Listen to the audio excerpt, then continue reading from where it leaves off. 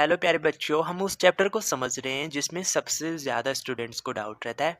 और सबसे ज़्यादा स्टूडेंट्स को कहाँ डाउट रहता है, इन क्वेश्चंस की जो कैलकुलेशन होती है उसमें डाउट रहता है, क्योंकि कैलकुलेशन की थोड़ा सा डिफिकल्ट होती है, जिसके कारण बच्चे इस चैप्टर को छोड़ दिया करते हैं। लेकिन मैं आपको इनकी कैलकुलेशन बहुत आसान सिखाने वाला हूँ, ट्रिक्स के साथ आपको बताने वाला हूँ। तो आप इस चैप्टर के प्रत्येक क्वेश्चन को आप प्लेलिस्ट से जाके सीख सकते हैं। आज अपन डिस्कस करेंगे 13.3 एक्सरसाइज का क्वेश्चन नंबर 1। देखो, क्वेश्चन पहले अच्छे से अपन रीड करेंगे, फिर उसके अकॉर्डिंग मैंने यहाँ डायग्राम बना रखा है, डायग्राम को देखेंगे, फिर अपन इसका हल बनाएंगे। देखो क्वेश्चन नंबर क्या दे रखा है। त्रिज्या 4.2 सेंटीमीटर वाले धातु के गोले को पिघलाकर, देखो मैंने यहाँ पे एक धातु का गोला बनाया, ये मैंने गोला बनाया जिसकी रेडियस हमें दे रखी है, कैपिटल आर ले लेता हूँ। कितना दे रखा है? 4.2 सेंटीमीटर। 4.2 सेंटीमीटर त्रिज्या वाले धातु के गोले को पिघलाकर त्रिज्या 6 सेंटीमीटर वाले एक बेलन के रूप में डाला जाता है।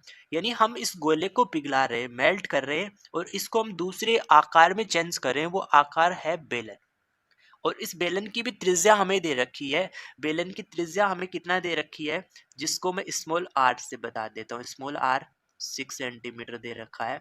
तो बेलन की ऊंचाई ज्ञात कीजिए। हमें इस बेलन की क्या ज्ञात करनी है? ऊंचाई। एच का मान हमें यहाँ पे ज्ञात करना है। देखो ये क्वेश्चन बहुत आसान है। कैसे? हम इस गोले से ही तो बेलन बना रहे हैं।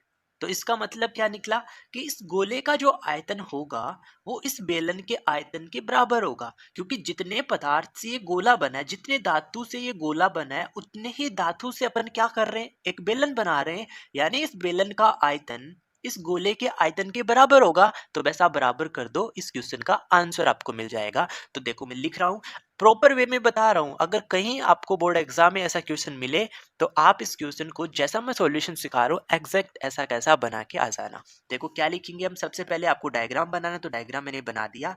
अब क्या करना है? बेलन का आयतन, बेलन का आयतन बराबर गोले का आयतन, गोले का आयतन। अब देखो, आपको कैलकुलेशन में ही दिक्कत नहीं आती, इसके फॉर्मूले भी काफी सारे स्टूडेंट को याद नहीं होते हैं। अब फॉर्मूले याद नहीं होंगे तो आप इस चैप्टर का क्वेश्चन बना ही नहीं सकते। आपको फॉर्मूले तो सबके याद होने चाहिए। अब देखो यहाँ पे बेलन के आयतन का फॉर्मूला काम में आया, तो क्या होता है बताओ?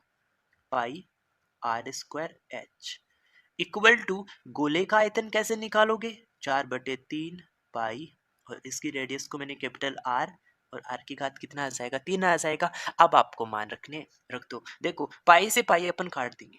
देखो पाई का वैल्यू तो यहाँ पे भी इक्वल होगा, यहाँ पे भी इक्वल होगा, तो इसको हटा दो। अब वैल्यू रखो। देखो बेलन का आयतन ज्ञात कर रहे हो तो उसके लिए रेडियस आपको दे रखा है 6, तो यहाँ पे 6 इंटू 6 आ जाएगा, इंटू एच आपको यहाँ पे निकालना है, इक्वल टू यहाँ 4/3 आ जाएगा, इंटू गोले का आपको रेडियस कितना दे रखा है? 4.2। तो आपको यहाँ 4.2 को कितनी बार लिखना है? 3 बार, क्योंकि आर की घात कितना दे रखा है? 3 दे रखा है, तो हमने 4.2 को 3 बार लिख दिया। आया इतना समझ में? अब देखो हम इसको सिंपल कर लेते हैं। देखो हम कैसे करेंगे इसको सिंपल। कर लो कैलकुलेशन। देखो 6 का टेबल एक बार बोलेंगे तो 6 आएगा, और 6 का टेबल 7 बार बोलेंगे तो 7 को 42 होता है। यानी इसको कैंसिल करोगे तो यहाँ पे कितना आ जाएगा? 0.7 आ जाएगा। इस 6 से हम इसको भी कैंसिल कर देंगे, कितने बार? 0.7 बार। और हम इस 3 से इस 4.2 को भी हटा देंगे, कितने बार? 3 एकम 3 और 3 चौक 12, यानी 1.4। 1.4 यानी h बराबर कितना बचा? ध्यान से समझो, यहाँ h का मान हमें निकालना था। इधर कितना बचा? 4 इंटू 0.7 इंटू 0.7 इंटू 1.4। इन सबको गुना कर लेंगे तो हमें यहाँ पे मिल जाएगा बेलन की ऊंचाई। देखो ध्यान से समझो, मैं क्या कर रहा हूँ, 1.4 को 4 से गुना करूंगा तो 5.6 आ जाएगा। 5.6 आ जाएगा, और 7 को 7 से गुना करूंगा तो 49 आ जाएगा। उसमें 2 अंकों के बाद पॉइंट लगाऊंगा, यानी 49 आएगा, और यहाँ पॉइंट आ जाएगा। इनको मुझे क्या करना है? गुना करना है। यानी मैं क्या करता हूँ, 56 को 49 से गुना कर लेता हूँ, और उसमें फिर मैं 3 अंकों के बाद पॉइंट लगा दूंगा। वही हमारे इस बेलन का ऊंचाई हमें मिल जाएगा। तो करो। देखो 2 अंकों की संख्या को 2 अंकों की संख्या से कैसे गुना करते हो, उस पर मैंने ट्रिक पहले डिस्कस कर रखी है। उसका लिंक मैं यहाँ पे आई बटन में दूंगा, आपको सीखो और प्रैक्टिस करो। देखो ध्यान से समझो, यहाँ पे मैं बता रहा हूँ, 9 को 6 से गुना करोगे तो 9 छेगी 54, 4 हासिल का 5 अलग से लिख लो। अब 2 बाई 2 का गुना करो, देखो 9 को 5 से करोगे तो 9 पंजे 45 आ जाएगा। 9 को 5 से गुना करोगे 45, 6 को 4 से करोगे तो 24। अब 45 में आपको क्या करना है, 24 जोड़ना है, तो 45 में पहले 4 जोड़ो, कितना आ जाएगा 49, 49 में 20 जोड़ दो, तो कितना आएगा 69 आ जाएगा।